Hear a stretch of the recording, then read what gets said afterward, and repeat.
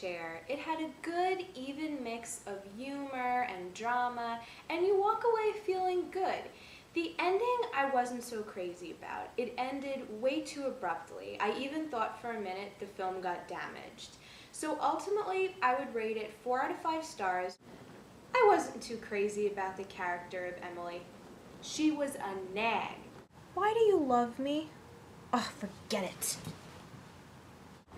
She would ask him these deep questions at the wrong time, or when he was on the phone. Mark, get off the phone. Mark. Mark was a good guy.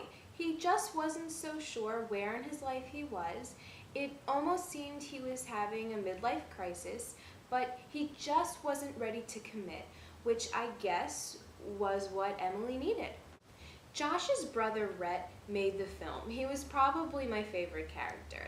He was very funny, but he was like a small child. Although, being as that may, he was the one who brought the truth about Josh and Emily out in the open. He made them speak. But the scene where he lights the Puffy chair on fire after they go through all that to get it, I was like, oh my god, I'm so mad.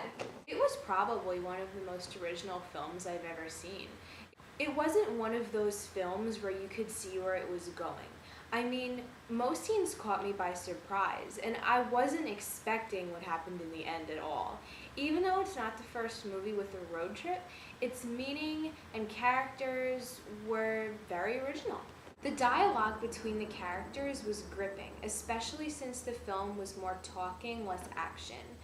The fights between Josh and Emily were written well because you really got into what they were feeling. Rhett's wife, Amber, didn't have too much dialogue. She was just sort of there, yet somehow she had a great meaning for Rhett's character. I learned a lot from the Q&A. It was a $15,000 movie, which I could tell because the shooting didn't look that professional, but it seemed to work all right. What I liked most about what I was told was that most of the film was improvised. The director let the actors take out their bad days on the camera, which made it seem more realistic.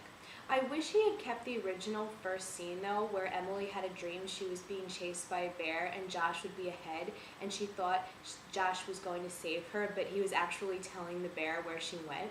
The director thought it was boring, but I actually think it was really funny and a great way to show that Josh and Emily were obviously having some problems.